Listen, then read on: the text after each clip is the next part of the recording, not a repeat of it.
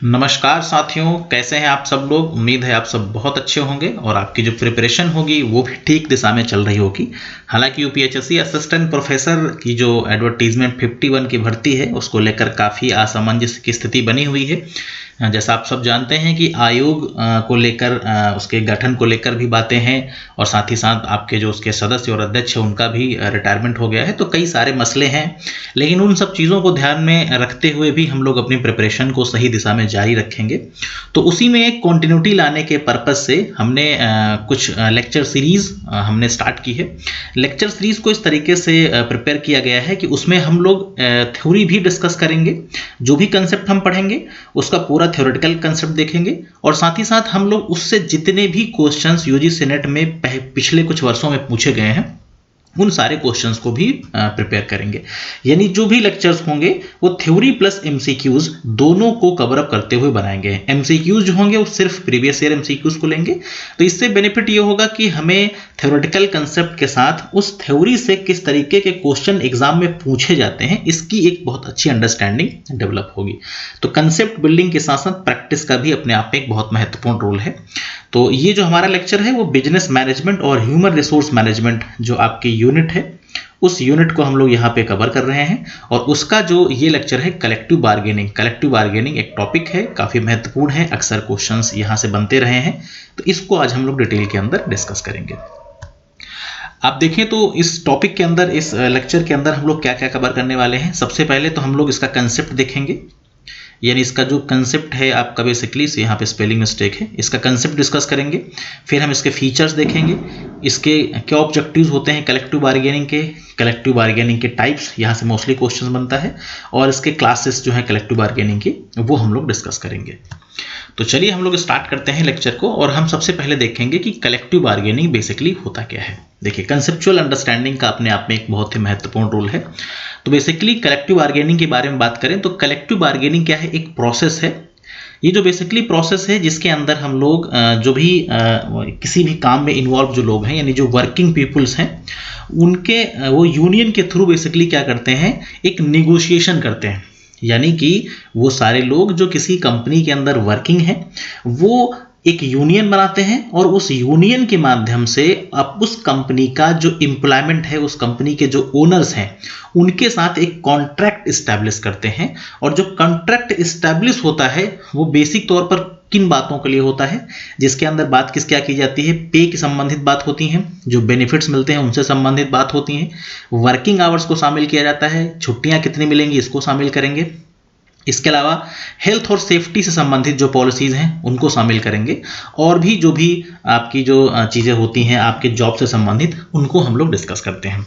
तो ये मोटे तौर पे आपको इसका कंसेप्ट ये समझ में आया कि कलेक्टिव बार्गेनिंग एक प्रोसेस है जिस प्रोसेस में एक कंपनी के अंदर जो वर्किंग एम्प्लॉइज हैं वो सारे एम्प्लॉय एक ग्रुप इस्टेब्लिश करेंगे और उस ग्रुप में मतलब यूनियन बनाएंगे, और उस यूनियन क्या करेगा, वो यूनियन कंपनी के ओनर्स के साथ मीटिंग करेगा। मीटिंग करने के बाद एक कॉन्ट्रैक्ट डेवलप करेगा और कॉन्ट्रैक्ट में जो बात करेगा वो बेसिकली वो सारी बातें के संबंध में बात करेगा जो कि एक एम्प्लॉयर और एम्प्लॉइज के बीच में जरूरी हैं, जैसे कि पे scale, benefits, working hour, leave, job, safety, ये सारी चीज़ों को हम लोग ध्यान में रख के क्या करते हैं कि ओनर से यानी कंपनी के एम्प्लॉयर से मतलब एक कॉन्ट्रैक्ट एस्टेब्लिश करते हैं। तो ये बेसिक सा मतलब था आपका कलेक्टिव बार्गेनिंग का। इसकी जो एक रूपरेखा है वो आपको समझ में आ गई होगी। बार्गेनिंग से आपको समझ ही आ रहा है कि हम क्या करेंगे, बार्गेन करेंगे।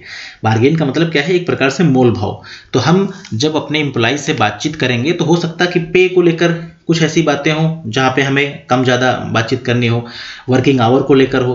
तो यानी ये चीज़ें अगर हम लोग एक सिस्टमेटिक तरीके से कॉन्ट्रेक्चुअल फॉर्म में करा लेते हैं तो उससे हमें एम्प्लॉयज़ को बेनिफिट मिलेगा। अब हम देखेंगे इसके कुछ फीचर्स होते हैं, जैसे कि फीचर्स में से संबंधित क्वेश्चंस भी पूछे गए हैं, इसलिए इनको थोड़ा थोड़ा सा हम समझते चलेंगे। सबसे पहले ये एक ऐसा एक्शन है, ग्रुप एक्शन है। जैसा अभी मैंने आपको बताया कि सारे के सारे एम्प्लॉय मिलके क्या करेंगे, एक यूनियन इस्टेब्लिश करेंगे।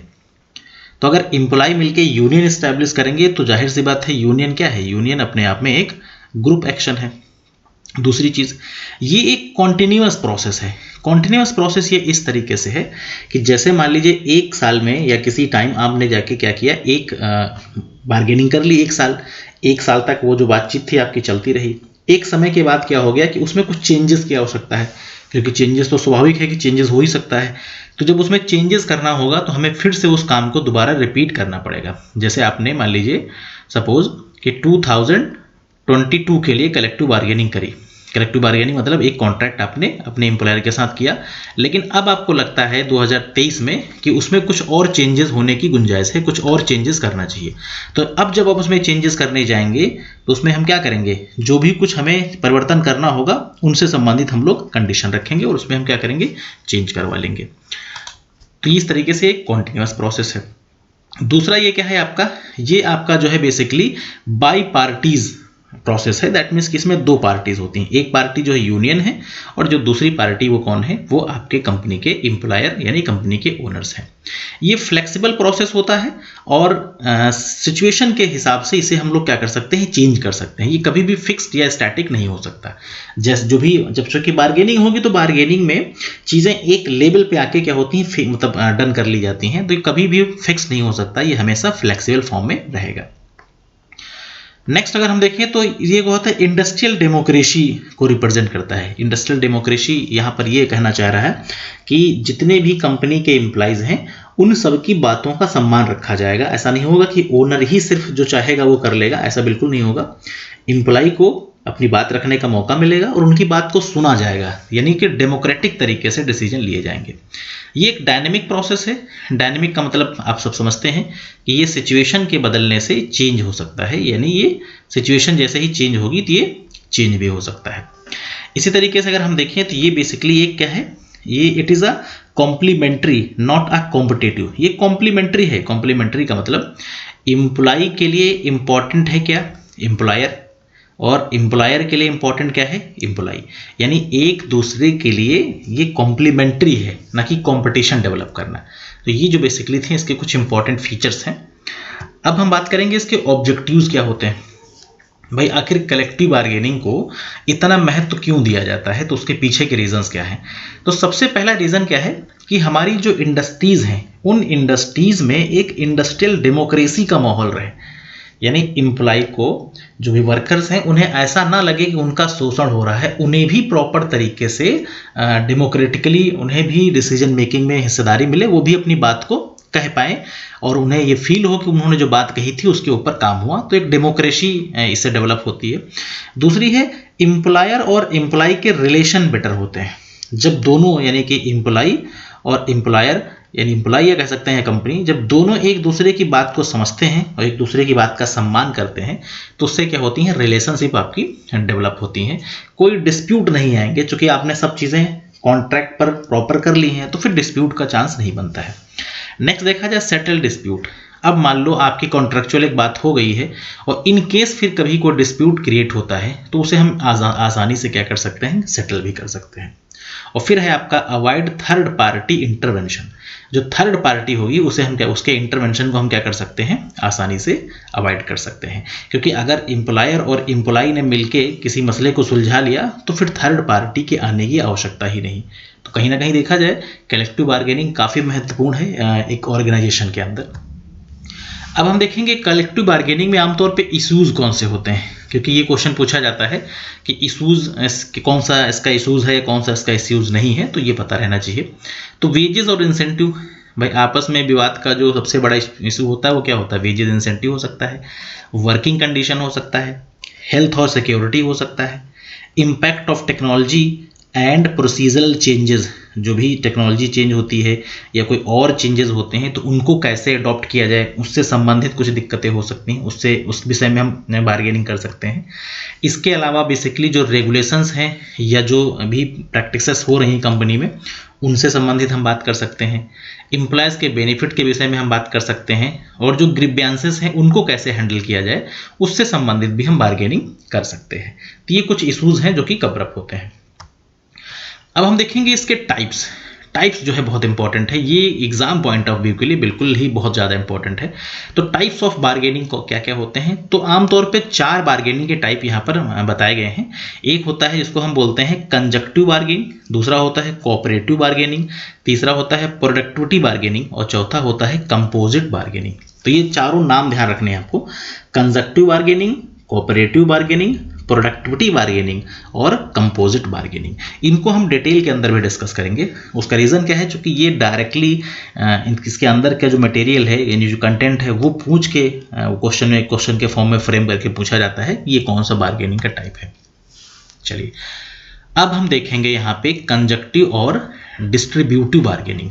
जो कंजक्टिव बार्गेनिंग है उसका एक और नाम है जिसे हम बोलते हैं डिस्ट्रीब्यूटिव बार्गेनिंग। तो ये ध्यान रखना है, जहाँ डिस्ट्रीब्यूटिव पूछा जाए ये कंजक्टिव पूछा जाए वो नाम एक ही है।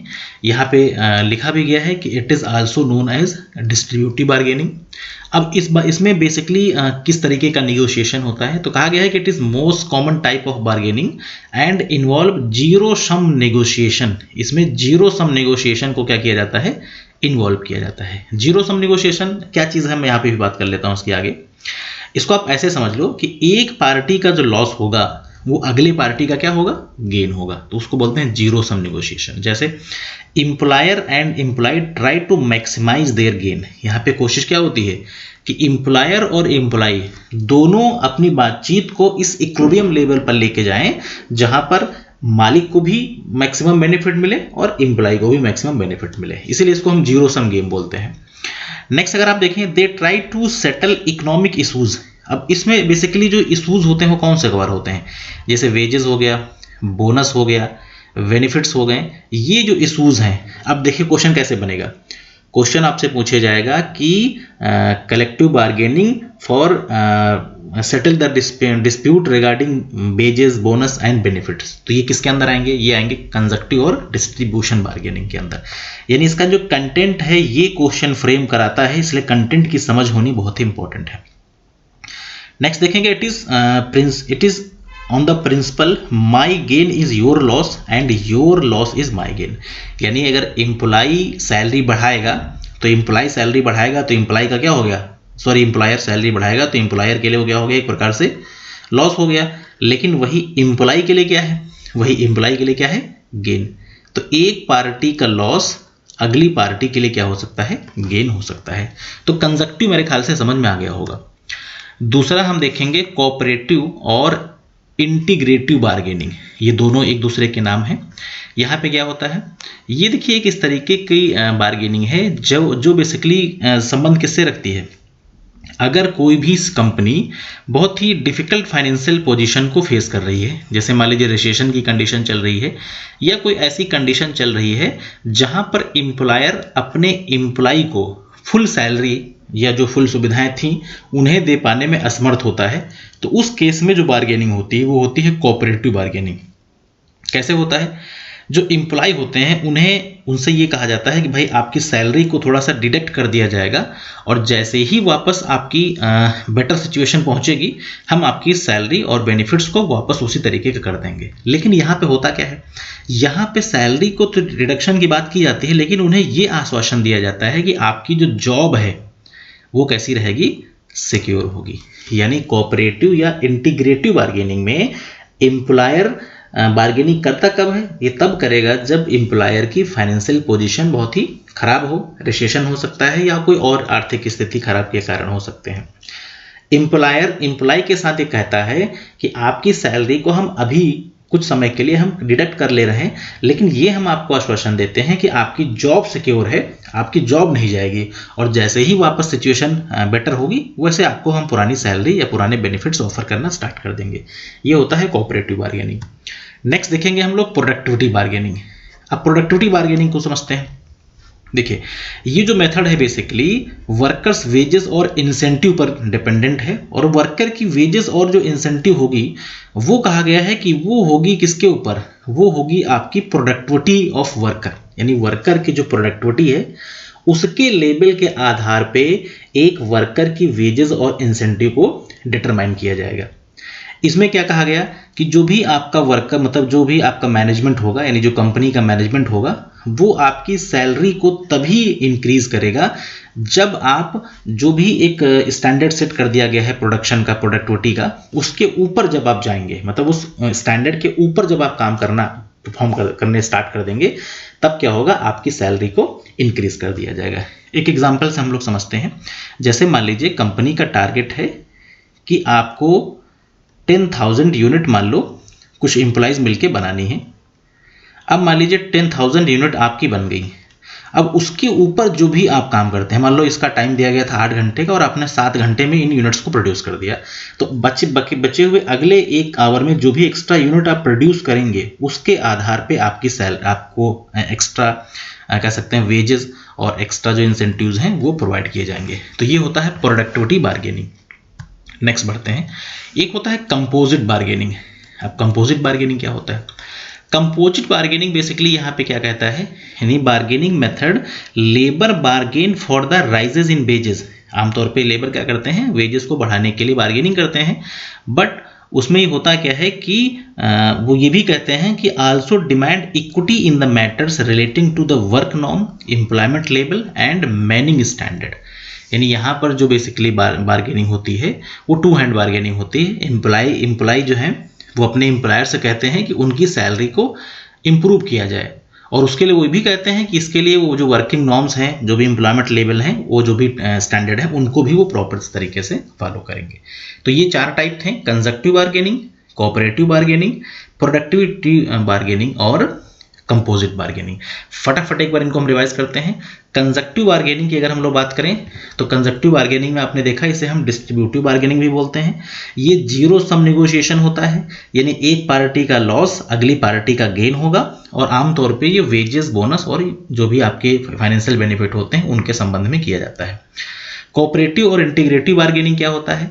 ये बेसिकली एक खराब सिचुएशन अगर कोई एम्प्लॉयर वियर कर रहा होता है तो उस खराब सिचुएशंस में होता क्या है कि खराब सिचुएशंस में एम्प्लॉयर एम्प्लॉय से कहता है कि आपकी सैलरी को हम अभी डिडक्ट करेंगे, लेकिन आपकी जॉब सिक्योर रहेगी, वापस जब बेटर सिचुएशन आएंगे तो हम आपकी सैलरी और आपके बेनिफिट को वापस वहीं पर ले आएंगे। प्रोडक्टिविटी में क्या किया जाता है कि आपकी जो वेजेस और इंसेंटिव्स होंगे वो कंपनी की प्रोडक्टिविटी के ऊपर डिपेंड करेगा। अगर आप उस स्टैंडर्ड लेवल से ऊपर जाके प्रोडक्टिविटी करते हैं तो फिर आपकी वेजेस और प्रोडक्ट सैलरी जो होगी वो हाइक कर जाएगी। और कंपोजिट में क्या होता है कि एम्प्लॉय बार्गेनिंग करते हैं एम्प्लॉयर से कि भाई उनकी सैलरी को राइज किया जाए, और इसके लिए वो जो भी वर्किंग कंडीशंस, जो एम्प्लॉयमेंट लेवल हैं, उनको भी फॉलो करते हैं। तो ये चीज़ें आपको स्पष्ट हो गई होंगी। अब बढ़ते हैं इसके कुछ स्टेप्स को लेकर। स्टेप्स को समझना है क्योंकि क्वेश्चंस यहाँ से भी कई सारे पूछे गए हैं। देखिए, पहला स्टेप है इसका acknowledging and identifying the problem. देखिए, बार्गेनिंग, जाहिर सी बात है, बार्गेनिंग की जरूरत तभी पड़ेगी जब हमें कोई प्रॉब्लम आइडेंटिफाई होगी। तो पहला तो है आइडेंटिफाइंग द प्रॉब्लम। दूसरा है collection of fact and data, क्योंकि आप एम्प्लॉयर के सामने जब जाएंगे किसी बात को लेकर तो उससे संबंधित जो भी फैक्ट हैं, जो भी डेटा है, उनको आप रेडी रखेंगे, क्योंकि एम्प्लॉयर से आप कैसे हवा में नहीं बात कर सकते हैं, आपके पास उसके एविडेंस होने चाहिए। मैं जैसे सैलरी बढ़वानी है तो पहले पता लगाओ कि आपकी इंडस्ट्री में जो और कंपनीज हैं वो सैलरी में उन्होंने क्या कुछ इंक्रीमेंट किया है, क्या किया। नेक्स्ट देखेंगे हम सिलेक्शन ऑफ रिप्रेजेंटेटिव, क्योंकि यूनियन जो है आपका, अब ऐसा तो होगा कि यूनियन में 500 लोग हैं तो 500 के 500 लोग ऑफिस पहुंच जाएंगे मालिक के। यूनियन में एक रिप्रेजेंटेटिव होगा, उसे हम क्या करेंगे, सेलेक्ट करेंगे। उसके बाद हम क्या करेंगे, नेगोशिएशन प्रोसेस को स्टार्ट करेंगे। फिर आप बार्गेनिंग की स्ट्रेटजीज के हिसाब से नेगोशिएशन करेंगे। नेगोशिएशन में चीज़ें ऊपर नीचे होती हैं और फिर आप एक एग्रीमेंट के ऊपर पहुंच जाएंगे, और फिर क्या होगा, वो एग्रीमेंट आपका इन्फोर्स कर दिया जाएगा। तो ये एक नेचुरल, कह सकते हैं कि सिस्टमैटिक प्रोसेस है, जिस प्रोसेस के थ्रू हम बार्गेनिंग को करते हैं। चलिए, अब देखिए collective bargaining in India. Bharat में कलेक्टिव बार्गेनिंग क्या है? तो भारत में बहुत सारे एग्जाम्पल आपको कलेक्टिव बार्गेनिंग के मिल जाएंगे। कुछ एग्जाम्पल्स हमने यहाँ पे पुटअप किए हैं, जैसे कि हाउस रेंट अलाउंस।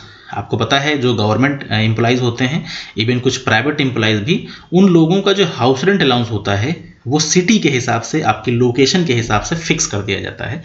जो भी आपका 10% से ला गया कि 25% या 24% जो भी है, बट वो अलग अलग कह सकते हैं सिटीज़ के लिए एचआरए आपका फिक्स कर दिया गया है। तो ये क्या है, ये भी अपने आप में क्या है, मतलब कलेक्टिव बार्गेनिंग है। दूसरा देखें लीव ट्रिबल कंसेशन। तो government, central government employees, even कुछ प्राइवेट एम्प्लॉइज़ को भी लीव ट्रिबल कंसेशन वगैरह भी प्रोवाइड किया जाता है। और एजुकेशन अलाउंसेस, तो एजुकेशन अलाउंसेस वगैरह के लिए भी कंपनीज जो हैं या जो आपकी एम्प्लॉयर हैं वो भी सुविधाएं आपको प्रोवाइड करते हैं, जैसे ट्यूशन फीस, बुक्स, यूनिफॉर्म, इन सब चीज़ों के लिए भी सुविधाएं दी जाती हैं। तो ये कुछ कंसेप्ट था आपका कलेक्टिव बार्गेनिंग से संबंधित। अब देखिए इसके कुछ क्वेश्चंस जो हैं हम डिस्कस करेंगे। तो अगर कंसेप्ट की बहुत अच्छी अंडरस्टैंडिंग डेवलप हो गई होगी तो इसमें कोई दो राय नहीं है कि आप इसके क्वेश्चंस का जवाब बहुत आसानी से दे सकते हैं। तो चलिए पहला क्वेश्चन आपकी स्क्रीन पे, और क्वेश्चन को हम समझते हैं। पहले क्वेश्चन में आपसे ये कहा गया है, क्वेश्चन को रीड करेंगे, विच one of the following is not the fundamental process that would be considered for the collective bargaining. निम्नलिखित में से कौन सा जो है कलेक्टिव बार्गेनिंग का फंडामेंटल, जो कलेक्टिव बार्गेनिंग की बेसिकली जो प्रोसेस होता है, ये कहा गया जो प्रोसीजर होता है, उसमें से कौन सा एक स्टेप इसका नहीं है, not the fundamental procedure.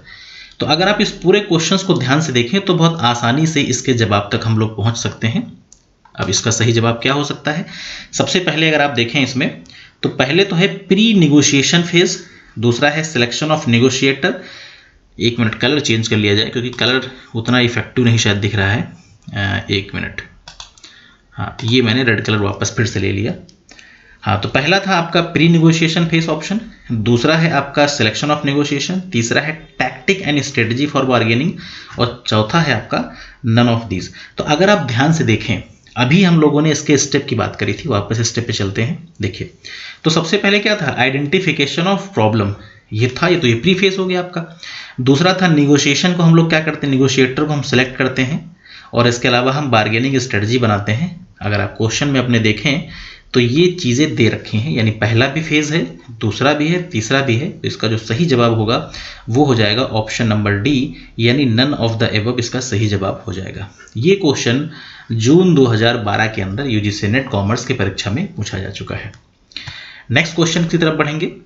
Major provision for employees health and safety contain in, यानी जो बेसिकली प्रोविजंस हैं आपके हेल्थ और सेफ्टी के, इस किस एक्ट में सबसे ज़्यादा उनको कवर अप किया गया है। तो जो आपके पास ऑप्शंस हैं, पहला ऑप्शन है आपका इंडस्ट्रियल डिस्प्यूट एक्ट 1947, दूसरा है in the factory act 1948, the industrial employment act 1946, और फिर है आपका एम्प्लॉय कंपनसेशन एक्ट 1923। ये सवाल भी दिसंबर 2013 के परीक्षा में पूछा जा चुका है। तो जो आपके पास गिवन ऑप्शन है उसमें से जो सही जवाब है वो है आपका option number 2, the factory act 1948। ये ऐसा एक्ट है जहां पर एम्प्लॉयज़ के लिए हेल्थ और सेफ्टी के सबसे ज़्यादा कह सकते हैं कि जो एलिमेंट हैं, जो प्रोविजंस हैं, उनको इसके अंदर रखा गया है। मैं कुछ एग्जाम्पल के थ्रू आपको कुछ चीज़ें मैं यहाँ पे डिस्कस कर देता हूँ। जैसे कि इसमें अगर हम लोग देखें तो कौन कौन से इन्होंने चीज़ों पर ज़्यादा ध्यान दिया है, जैसे कि आपका फैक्ट्री के अंदर किस तरीके से साफ़ सफाई होनी चाहिए, किस तरीके से हम वेस्ट को मतलब मैनेज करेंगे, यानी इसमें जो मेन काम है वो किस किन चीज़ पर है। एक तो सेफ्टी फीचर को ध्यान में रखा गया है, ठीक है, साफ सफाई को ध्यान में रखा गया है, लाइटिंग हो गया, ड्रिंकिंग वाटर हो गया, ठीक है, आर्टिफिशियल जो ह्यूमिडिटी वगैरह होती है उससे किस तरीके से बचा जाए, ओवर क्राउडिंग हो गया। इन सारी प्रोविजंस को 1940 एक्ट फैक्ट्री एक्ट के अंदर रखा गया है। चलिए तो नेक्स्ट क्वेश्चन की तरफ चलते हैं। ये क्वेश्चन थोड़ा सा बड़ा है, ध्यान से पढ़ के जवाब देना है आपको इसका। देखिए, कहा गया है indicate your choice through the code given below. तो आपके पास यहाँ पर 4 कोड दिए हैं और आपको बताना है कि इसमें से कौन सा इसका ऑप्शन करेक्ट होगा। तो एक एक करके हम पहले क्वेश्चंस को पढ़ते चलेंगे। A club is an industry under the industrial dispute act 1947। दूसरा है factory as defined under the factory act 1948 includes a mine. तीसरा है for purpose of the payment of bonus to employees the gross profit earned by a bank is to be calculated in the manner specified in the schedule first of the payment of the bonus act 1956। और चौथा है various labor law do not apply to public sector undertaking. देखिए, ये कुछ ऐसे questions होते हैं जो देखने में तो बहुत बड़े लगते हैं, तो उससे आपको लगेगा यार ये क्वेश्चन कैसे बनेगा, लेकिन अगर आप इस पूरे क्वेश्चंस को पढ़ेंगे तो आपको एक चीज़ समझ में आ गई होगी कि इस क्वेश्चन में कौन से ऑप्शन सही हैं और कौन से ऑप्शन इसके गलत हैं। देखिए, अगर हम लोग इस क्वेश्चन को पूरा पढ़ें तो पूरा पढ़ के हमें एक चीज़ समझ में आ गई कि जो लास्ट वाला क्वेश्चन है, लास्ट वाला ऑप्शन आपका थर्ड वाला, the purpose for payment, sorry last नहीं, सबसे लास्ट ये वाला चौथा, the labour law do not apply in public sector. तो पब्लिक सेक्टर में भी लेबर लॉ अप्लाई होते हैं, ऐसा बिल्कुल भी नहीं है। पब्लिक सेक्टर के अंदर भी लेबर लॉ क्या है, अप्लाई होते हैं।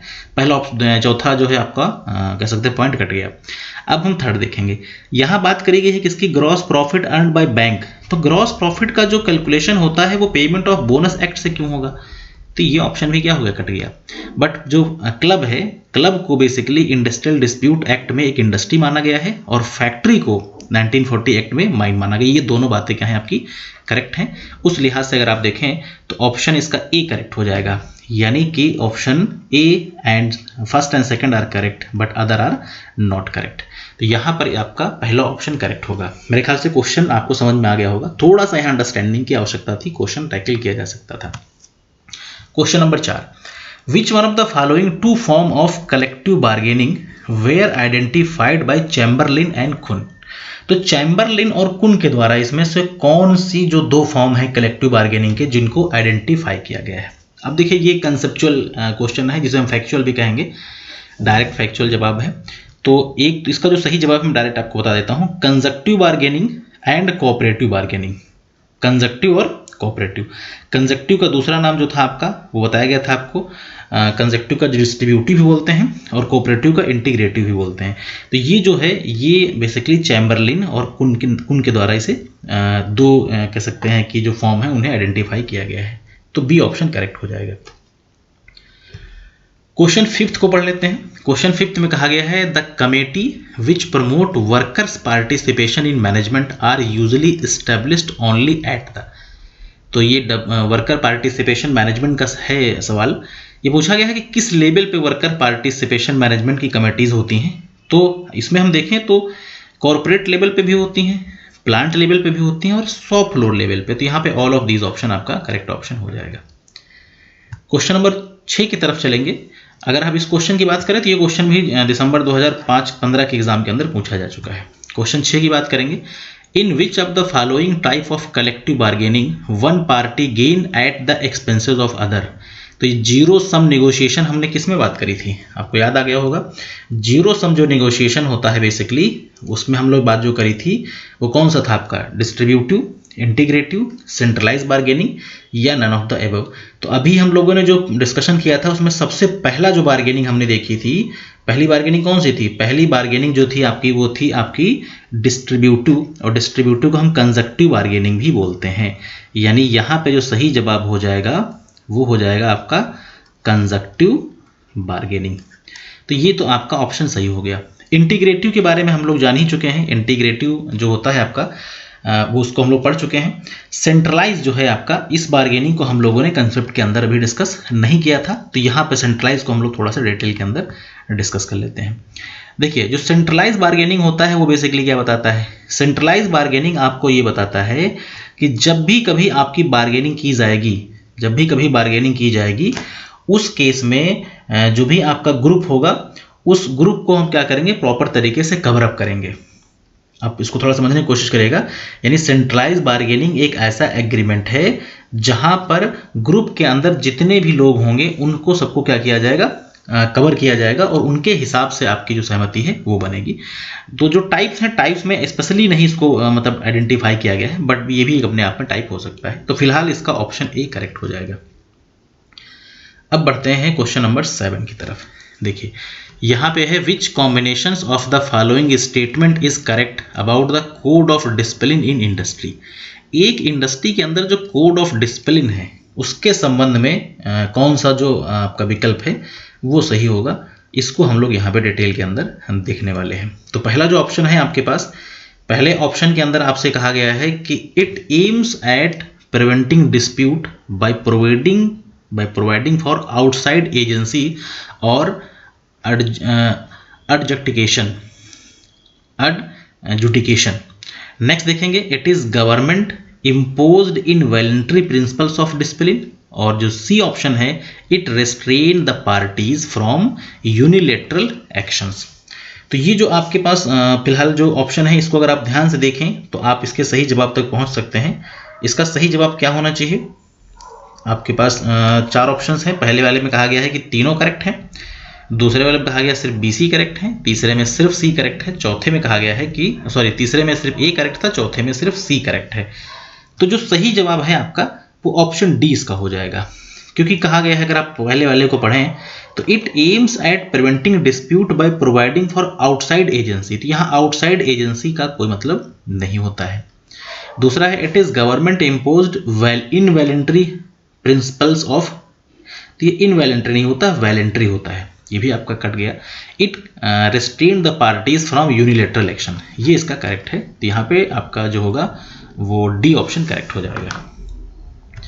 क्वेश्चन नंबर नेक्स्ट की हम बात करें तो यहाँ देखिए आपसे पूछा गया है, यहाँ आपसे कहा गया है कि विच of the following is not provided under the factory act 1948।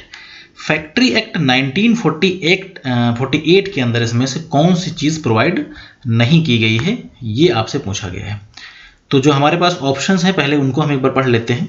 देखिए, the certificate of fitness is guaranteed bye certifying surgeon on the application of any young person और पेरेंट ऑफ अ गार्जियन। तो ये पहला ऑप्शन है, ये factory act से संबंधित तो नहीं लग रहा है, तो फिलहाल तो ये जो है उससे संबंधित नहीं है, लेकिन बाकी और को पढ़ लेते हैं। आगे अगर आप देखें तो an adolescent who has not been guaranteed a certificate of fitness shall be deemed to be a child for the purpose of the act, ये आपका एक्ट से संबंधित है। सी ऑप्शन देखेंगे, the certificates of fitness guaranteed और renewed remain valid for a period of 6 month on the date of issue, बिल्कुल सही, ये भी 6 मंथ के लिए होता है। Any fees payable for certificate of fitness shall be paid by occupier and not by the young person और his parent guardian, तो ये भी आपका सही है। तो फिलहाल जो कि पूछा गया था नॉट करेक्ट, नॉट प्रोविजन, तो ये वाला आपका करेक्ट ऑप्शन होगा, यानी ऑप्शन ए जो है यहाँ पे करेक्ट ऑप्शन हो जाएगा। अब बढ़ते हैं क्वेश्चन नंबर 9 की तरफ। क्वेश्चन 9 की हम लोग बात कर लेते हैं। क्वेश्चन 9 जो है देख लिया जाए। क्वेश्चन 9 आपसे कहता है कि which one of the following statements is correct about the wage board in India. Wage board in India के बारे में पूछा गया है कि कौन सा जो है भारत के अंदर वेज बोर्ड इन इंडिया के अंदर नहीं आता है। देखिए, तो जो आपके पास ऑप्शंस हैं, पहला ऑप्शन दे रखा है कि a wage board is tri party body. तो सबसे पहले तो कहा गया है कि जो वेज बोर्ड होता है आपका वो कैसा होता है, ट्री पार्टी बॉडी होता है, ठीक है, यानी इसके अंदर 3 पार्टीज होती हैं।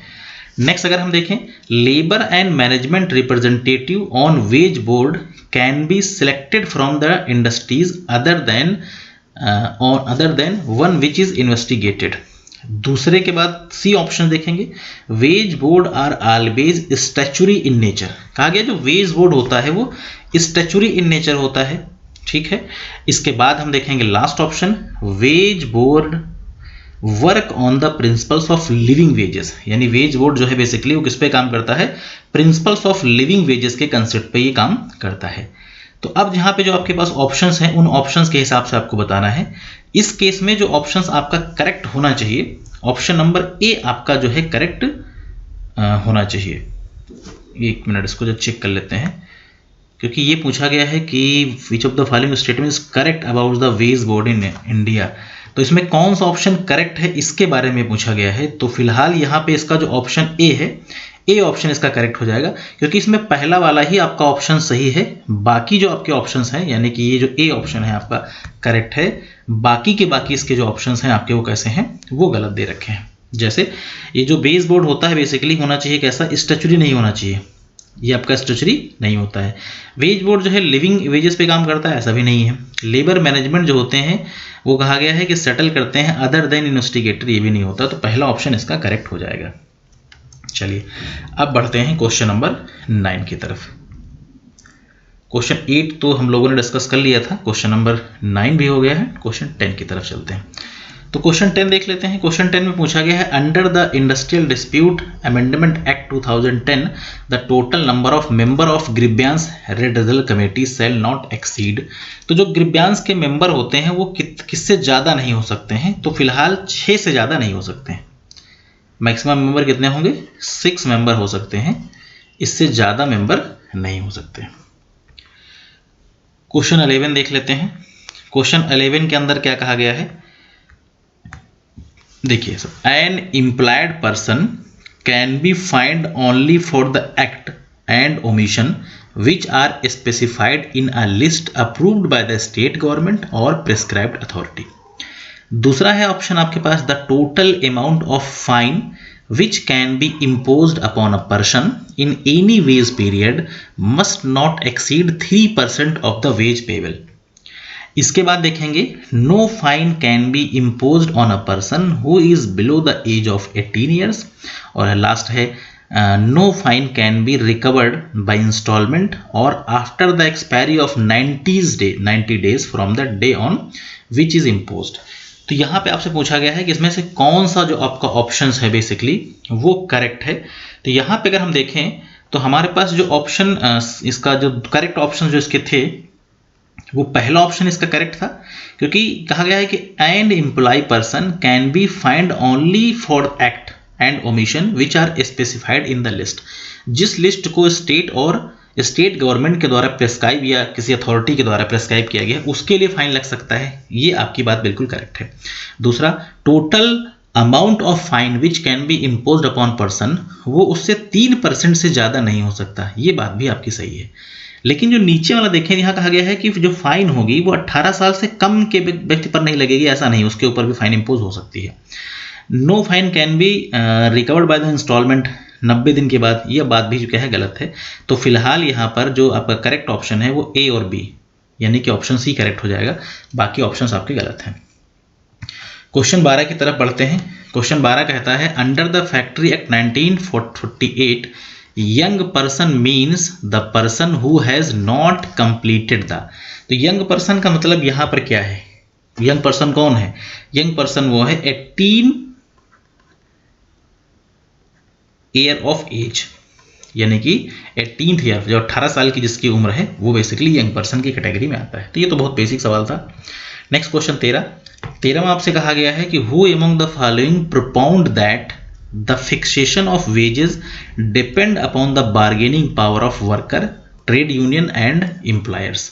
तो ये बात किसके द्वारा कही गई है? तो ये बात जो कही गई है आपकी वो जॉन डेविडसन के द्वारा कही गई है। अगस्त 2016 के एग्जाम के अंदर ये सवाल पूछा गया था। नेक्स्ट क्वेश्चन नंबर 14 आपसे कहता है कि which one of the following is the situation in collective bargaining when the parties are not able to move further toward the settlement because one party is demanding more than the other party offer. अब ये जो है थोड़ा सा आपका जो question है इसकी लैंग्वेज मुश्किल लग रही होगी, इसे टैकल करना थोड़ा मुश्किल होगा, बट फिर भी इसे आप समझ के इसका जवाब दे सकते हैं।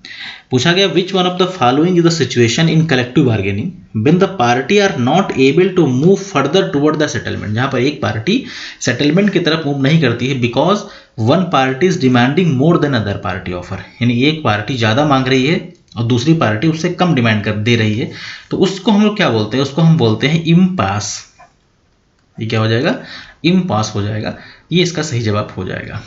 नेक्स्ट आपका 15 question, which council was establish in India by the government of India in year 1966 to promote the safety conscious among the worker in industries. तो इसका जो सही जवाब होना चाहिए आपका वो क्या होना चाहिए? आपके पास जो ऑप्शंस दे रखे हैं, आपके पास जो ऑप्शंस हैं उन ऑप्शंस में सही जवाब होगा नेशनल सेफ्टी काउंसिलिंग, जो कि 1966 के अंदर इस्टेब्लिश किया गया था। बी ऑप्शन करेक्ट हो जाएगा।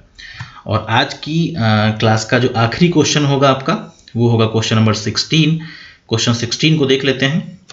इसमें कहा गया है कि what is the term coined for the system of communication and consultation either formal or informal by which workers of an organization are kept informed as and when required about the affair of undertaking and through which they express their opinion and contribute to decision making process of management। तो यहाँ पे जो आपका correct option होना चाहिए वो क्या होना चाहिए? अब इतनी कहानी पढ़ने के बाद एक चीज़ आपको समझ में आ गई होगी। कहा गया है कि यहाँ पर एक सिस्टम है जो कि कम्युनिकेशन कंसल्टेशन लिया जाएगा, चाहे वो फॉर्मल हो या इनफॉर्मल हो। वर्कर्स की बात की गई है, तो इसका सही जवाब क्या होगा? Workers participation in management. ये इसका करेक्ट ऑप्शन हो जाएगा। तो ये कुछ क्वेश्चंस थे बेसिकली जो आपके कलेक्टिव बार्गेनिंग टॉपिक से संबंधित थे। कुछ क्वेश्चंस कलेक्टिव बार्गेनिंग के अलावा भी थे जो कि उससे संबंध रख रहे थे, तो उनको हम लोगों ने यहाँ पे डिटेल में डिस्कस किया। उम्मीद है ये पूरा का पूरा लेक्चर आपके लिए काफ़ी हद तक इंफॉर्मेटिव रहा होगा। कुछ ना कुछ आपने चीज़ें जो है इस लेक्चर के अंदर जरूर सीखी होंगी। So thanks for watching this video. Have a nice day.